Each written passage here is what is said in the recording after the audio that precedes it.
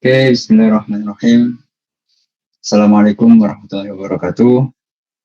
Perkenalkan, saya Muhammad Fedriko Vandani dari Prodi Sistem Informasi B semester 7. Pada kesempatan kali ini, saya akan mempresentasikan tugas individu saya yang kebetulan saya menerima materi yakni ruang lingkup, masa berlaku, serta pembatalan hak cipta. Oke, saya akan mulai dari pengertian hak cipta terlebih dahulu. Seperti yang sudah saya tulis di sini, pengertian hak cipta. Hak cipta adalah hak eksklusif yang diberikan oleh hukum bagi pencipta karya hasil untuk menggunakan dan mendapatkan manfaat dari karyanya. Jadi hak cipta ini sangat penting dan bermanfaat bagi pencipta suatu karya. Seperti itu.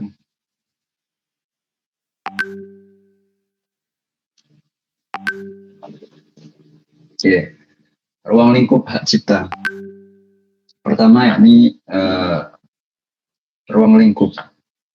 Hak cipta itu meliputi penyalinan karya, pembagian manfaat karya, dan penciptaan karya turunan. Yang pertama, penyalinan karya. Hak cipta melindungi karya dari penyalinan tanpa izin, baik sebagian maupun keseluruhan. Jadi, hak cipta itu melindungi kita sebagai pencipta atau pemilik karya dari penyalinan tanpa izin dan kerugian gitu. Kemudian yang kedua yakni penciptaan karya turunan. Jadi hak cipta memberikan hak eksklusif bagi pencipta untuk menghasilkan karya turunan berdasarkan karya asli. Jadi hak cipta sangat membantu kita dalam mendapatkan hak eksklusif sebagai pencipta. Kemudian yakni pembagian dan pemanfaatan karya. Yang pastinya hak cipta juga mencakup hak untuk mendistribusikan, mempertunjukkan, atau menjual karya kepada pihak lain. Seperti itu. Lanjut. Nah, karya apa saja yang dilindungi oleh hak cipta? Yang pertama adalah karya 3D atau model 3D. Karya 3 dimensi seperti patung, arsitektur, dan desain produk dapat dilindungi oleh hak cipta. Begitu juga dengan lagu. Lagu bisa berupa rekaman atau lagu, baik rekaman musik maupun komposisi lagu dapat dilindungi oleh hak cipta. Kemudian film dan audiovisual. Film dan karya audiovisual termasuk dalam kategori yang dilindungi oleh hak cipta. Jadi banyak yang dilindungi oleh hak cipta, seperti itu. Nah, kemudian kita masuk ke masa berlaku.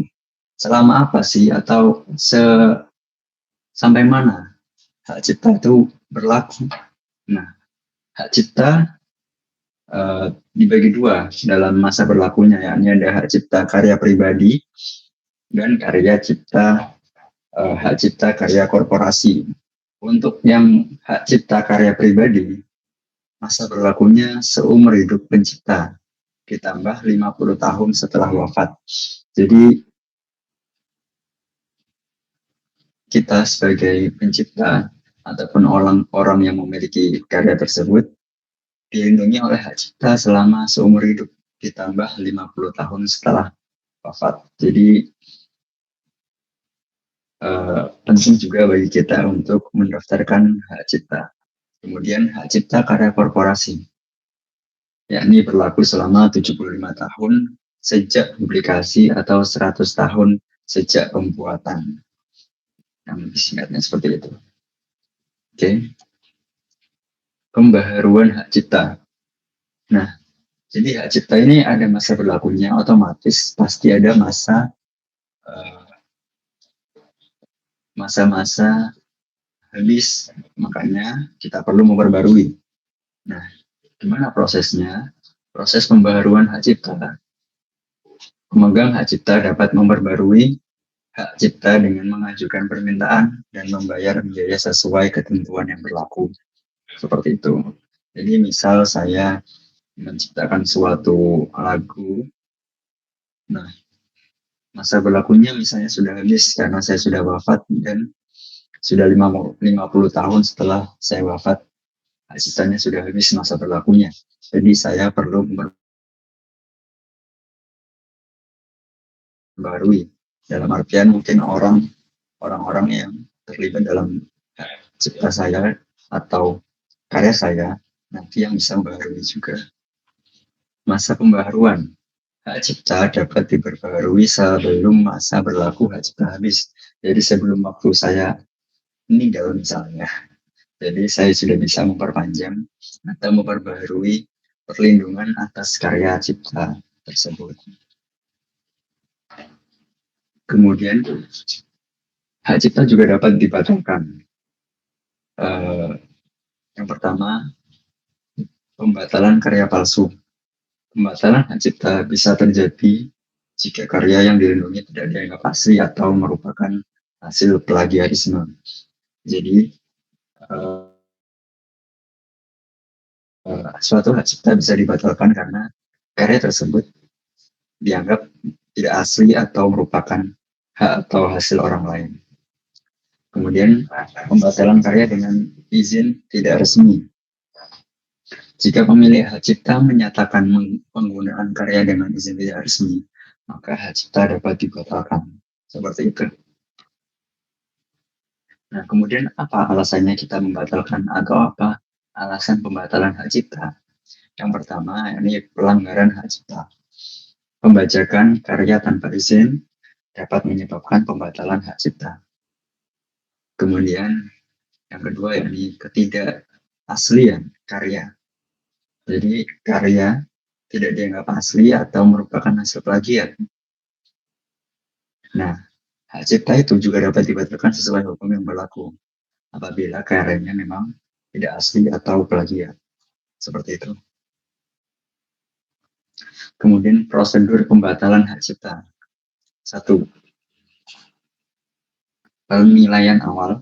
2. Pengajuan permohonan. 3. Proses hukum dan persidangan. Jadi di sini ada 3 proses atau 3 tahapan dalam prosedur pembatalan hak cipta. Nah, yang pertama, pelapor perlu melakukan penilaian awal. Apakah kasus pembatalan hak cipta memiliki dasar hukum yang kuat? Jadi kalau dasar hukumnya memang belum kuat, sebaiknya dikuatkan lagi dasar hukumnya dan bukti-buktinya, gitu agar dapat memberikan dasar hukum yang lebih kuat. Kedua, pelapor juga perlu mengajukan permohonan pembatalan kepada lembaga hak cipta yang berwenang. Gitu. Yang ketiga, jika permohonan diterima, proses hukum dan persidangan akan dilakukan untuk memutuskan pembatalan hak cipta. Jadi setelah 2 tahap di atas diterima, proses hukum dan persidangan yang dilakukan untuk memutuskan pembatalan hak cipta akan dilaksanakan. Seperti itu. Alhamdulillah, mungkin ini saja dari saya. Terima kasih. Atas kurang lebihnya saya mohon maaf. Assalamualaikum warahmatullahi wabarakatuh.